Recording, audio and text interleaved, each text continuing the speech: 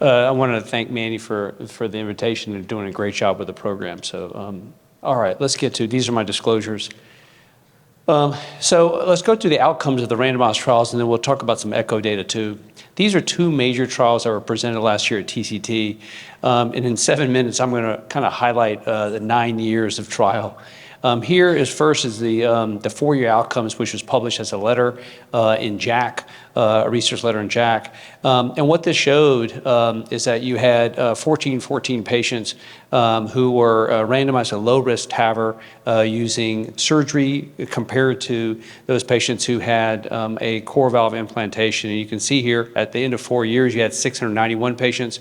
And 94% of the patients were doing follow-up, and then you see 610 surgery patients with 89% surgical follow-up. Now, of course, they're all core lab adjudicated. Now, I'm going to flip back and forth between the trials depending on the results that we're talking about. At the same time, the same meeting, it was a New England Journal of Medicine paper that was published on the partner, and this was at 5 years. So the core valve was a 4-year, this is a 5-year analysis. And what this study showed, more or less the same type of patients, low-risk patients, non-bicuspid patients. So they're all tri-leaflet and all approved by a case review committee call.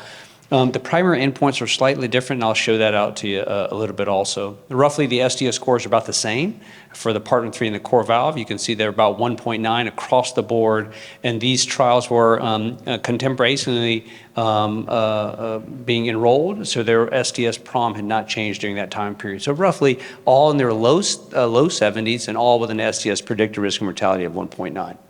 So the low-risk trial for the Evolut, you can see that at 4 years, the mortality for TAVR was 10.7%. The mortality for surgery was 14%. So higher mortality for surgery, 14, you can see, and versus 10.7%. Now, I do want to remind you the the y-axis you can see is all-cause mortality and disabling stroke. So remember that Y curve because it's different, y-axis because it's different compared to the next slide I'm going to show you. So mortality and disabling stroke. The PARTNER study had a different primary endpoint. You see the y-axis now is different. It's death, stroke, and rehospitalization. So you can see at 5 years is 22% and 27%. At 4 years is 18 and 23%. Here you can see surgery is the yellow line, which is higher than TAVR. Let's break it down a little bit into those components of the primary endpoint. This is for the Evolut trial. So this is only all-cause mortality on the left-hand side of the screen. It's 9% for the Evolut and 12% for surgery. So at 4 years, the mortality was 12% for surgery. When you look at disabling stroke, it's about 2.9 to 3.8, surgery being higher. So remember those numbers because they're going to be different for the trial. So here now you see all-cause death, just mortality for the PARTNER study. So at 4 years, it turns out that surgery was actually a 5% mortality. And TAVR was 7% mortality for all-cause mortality. So different curves for all-cause mortality. When you extend that out to 5 years, you do see an increase for both devices, surgery being about 9% and TAVR being about 10%. The delta over the time period changes. And what you'll see here is that surgery does a little worse in the first year to 2 years, but that crossover happens somewhere between year 2 and year 3.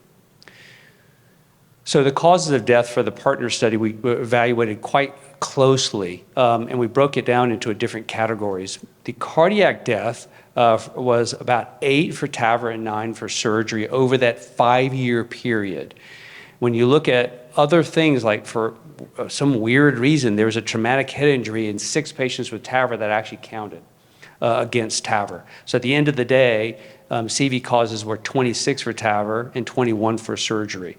By the way, those traumatic head injuries were not stroke. Stroke, as you can see, is a line above that, which is 3 and 4. So these were, I tripped and I fell. It's kind of issues. You can see cancer was higher in TAVR, as was COVID, and more sepsis.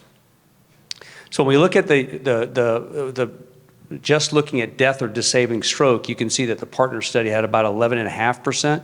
You can see the Evolut was about 10.7% at 4 years. And you can see where PARTNER surgery was over that time period, and you can see where the Evolut surgery was over that time period. So you can see roughly there is a difference in the numbers, surgery about 6%, and somewhere between 6 and 14%, and in the TAVR, somewhere between 8 and 10%. When you look at now some of the other non-mortality type of outcomes, you can see permanent pacemaker is about 24% in the Evolut and about 9.9 in surgery. And atrial fibrillation was much higher in surgery, about 40% versus 14. Now going to the partner study, you'll see that there was valve thrombosis was higher in TAVR, 2.5% versus 0.2. AFib was higher in surgery, 40 to 13%. And serious bleeding was higher also in surgery. Now, there was some discussion, a lot of discussion around TCT that the surgery patients were actually concomitant patients. How are we comparing isolated TAVR to concomitant surgical procedures? So we actually did a follow-up study that I presented at the STS, and there were a lot of patients. In fact, you can see this is the actual breakdown of every TAVR patient in the partner study. Coronary bypass was the most common. So we did break it out into isolated TAVR and concomitant surgery, and this has just been being accepted into the Annals of Thoracic Surgery. And you can see at the end of 5 years, there is no difference in the partner study of isolated versus concomitant concomitant TAVR procedures. And when you look at just all-cause mortality, there is a difference at 5 years, 7.8 versus 9.2%, but this is not significant. Echo data. The data for the Evolut versus surgery does show an improvement. You can see the mean gradient on the bottom curve, and you can see the effective orifice area on the top two curves. And you'll see that across the board for EOA and also for mean gradients, TAVR is superior to surgery at all points, starting from discharge. This is not the case for the Evolut study, or I'm sorry, for the partner study. You can see that the numbers are pretty much on top of each other. At the end of 5 years, the mean gradient for surgery patients is actually slightly better, 11.7 versus a mean gradient of 12.8. And I did throw the numbers on there for the Evolut at 4 years. You can see that the Evolut surgery patients had a 12.1% gradient versus Evolut had a 9.8% gradient, and that shows you all four numbers at 4 years together. This is for the aortic valve area. For the partner study, you can see they're identical, and at 4 years, you can see the Evolut actually had a 2.1 AVA, and then you can see surgery had a 2.0. So that's the numbers of the Evolut and the surgery patients for the low-risk trials on top of the partner study. At the end of the day, you can see paravalvular regurgitation for the Evolut study. Low-risk study, you can see about at the end, what I look at is on this kind of busy slide is at 4 years, you can see the amount of moderate to severe paravalvular regurgitation is really low. In low-risk patients, you are seeing consistently in TAVR patients about a 16 to 20% mild PVL rate. Right now, it doesn't seem to cause any increased mortality, but it's just something to stay ahead of. And similarly, at 5 years, you're seeing that TAVR has somewhere around that 20% mild PV leak rate, but really, there's really very little moderate to severe PVL anymore, unlike the original Partner 1 and Partner 2 studies. The last things I'll show you is a KCCQ, which is, you can see, great across the board at 4 years for both the Evolut and the surgery patients. You can see, of course, as you would imagine, in the first month, the patient's KOL is better with a TAVR procedure. Similarly, you can see that they're identical at 5 years, the quality of life and the valve durability. And for me, this is a really important graph to show on the right.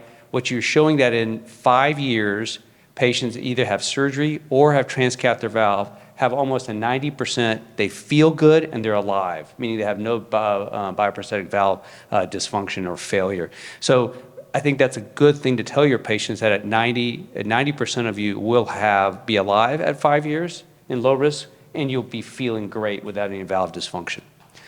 So the low-risk trial for the Evolut showed a 26% reduction in hazard for death or disabling stroke with the Evolut compared to surgery. It showed significantly lower mean gradients, and it showed that the overall valve performance is good.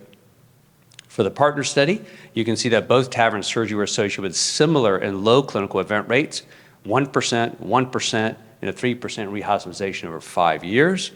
And that really the primary composite endpoint favored TAVR at 1 year was attenuated at 5 years. At 1 year, there was a delta of 7%. At the end of the day, it became a delta of 4.3%. Some things favored surgery, mild PVR and valve thrombosis. Other things favored TAVR, including new atrial fibrillation and serious bleeding. So at the end of the day, there's improvements in both devices for valve hemodynamics, and that the improvements of 1 year KCQ are maintained similarly for both therapies over the time period. Thank you very much. Thank you.